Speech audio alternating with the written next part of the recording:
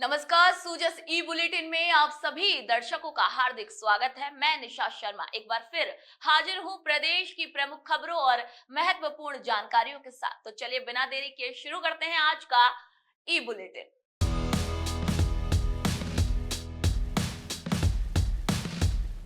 तो सबसे पहली खबर की ओर रुख करते हैं, जहां पर वंदे गंगा जल संरक्षण जन अभियान के जहां पर मुख्यमंत्री श्री भजनलाल शर्मा ने ये कहा है कि जल का कोई भी विकल्प नहीं है, यानी कि जल है तो कल है। आने वाली पीढ़ियों को पर्याप्त जल उपलब्ध कराने के लिए जल संरक्षण हम सभी की एक महती जिम्मेदारी है। राज्य सरकार ने इसी उद्देश्य को ध्यान में रखते हुए 5 जून को विश्व पर्यावरण दिवस के अवसर पर प्रदेश भर में वंदे गंगा जल संरक्षण जन अभियान की शुरुआत की है। आप सभी को बता दें कि मुख्यमंत्री जी ने पुष्कर में आयोजित कार्यक्रम को संबोधित करते हुए ये कहा है कि जन जागरूकता और सहभागिता इस अभियान की सफलता का एक आधार है। उन्होंने सभी प्रदेशवासियों से आह्वान भी किया है कि वे इस अभियान से अधिक संख्या में जुड़े, जिससे कि राजस्थान में पानी की जो कमी है वो ना रहे और हमारा प्रदेश हरियालो राजस्थान बन सके। तीर्थराज पुष्कर की पावन धरा से शुरू हुआ ये अभियान गंगा दशहरा के शुभ अवसर पर प्रारंभ हुआ। आपको बता दें कि माना जाता है कि गंगा मां का पृथ्वी पर अवतरण हुआ था और इसी दिन जलाशयों में स्वयं गंगा का वास होता है। प्राचीन ग्रंथों की माने तो मां गंगा को पुण्य सलीला मोक्ष प्रदायिनी और महानदी कहा गया है। राज्य में जल संरक्षण के प्रति बढ़ती जागरूकता को देखते हुए अगले 4 वर्षों में प्रवासी राजस्थानियों के सहयोग से लगभग 45,000 जल संरक्षण संरचनाओं का निर्माण किया जाएगा।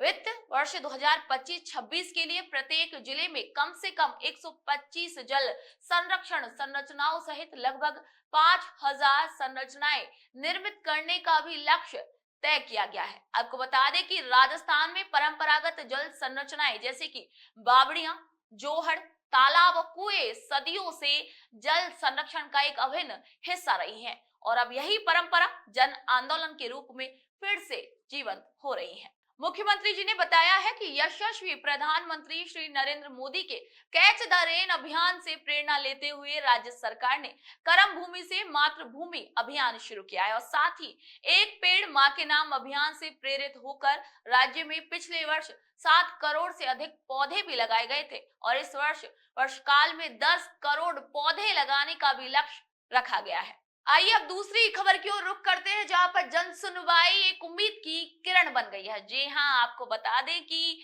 महिला, किसान, युवा और मजदूर इन 4 वर्गों के सर्वांगीण विकास को प्राथमिकता देते हुए मुख्यमंत्री श्री भजनलाल शर्मा नियमित रूप से जन सुनवाई कर रहे हैं। आपको बता दें कि इन जन सुनवाई कार्यक्रमों में हजारों की संख्या में परिवादी अपनी अपनी परेशानियां लेकर मुख्यमंत्री जी के सामने उपस्थित होते हैं और मुख्यमंत्री जी बड़ी संवेदनशीलता के साथ उनकी इन समस्याओं को सुनते हैं और मौके पर ही उनका निस्तारण भी कर रहे हैं।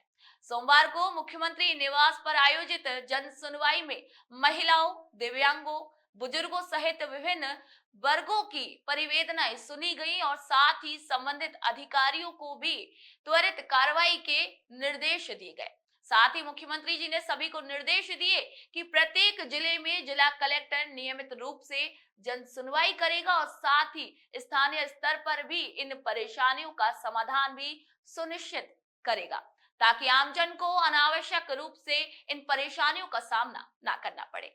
और इसी दौरान एक कैंसर पीड़िता प्रेमलता द्वारा इलाज की परेशानी को उठाने पर मुख्यमंत्री जी ने तुरंत अधिकारियों को निशुल्क इलाज के भी निर्देश दिए हैं। आपको बता दें कि जिससे अब प्रेमलता को जो इलाज है कैंसर का वो मुफ्त मिल सकेगा। मुख्यमंत्री जी ने सभी अधिकारियों को निर्देशित कर दिया है कि प्रत्येक परिवेदना का समयबद्ध समाधान किया जाए और आम जन से जुड़े कार्यों को पूरी जिम्मेदारी से निभाया जाए। चलिए अब अगली खबर की ओर रुख करते हैं, जहां ग्राम सेवा सहकारी समितियों का गठन होगा। आपको बता दें कि राज्य सरकार की बजट घोषणा के अनुसार सहकारिता विभाग की प्रमुख शासन सचिव और रजिस्ट्रार सहकारी समितियां श्रीमती मंजू राजपाल ने जानकारी दे दी है कि प्रदेश की शेष रही सभी ग्राम पंचायतों में ग्राम सेवा सहकारी समितियों का गठन किया जाएगा। इस संबंध में सचिवालय में वीसी के माध्यम से समीक्षा बैठक भी आयोजित कर अधिकारियों को निर्देश दिए गए हैं कि वे समिति की गठन के कार्य को गति दें और समय अवधि से पूर्व 100% लक्ष्य भी प्राप्त करें।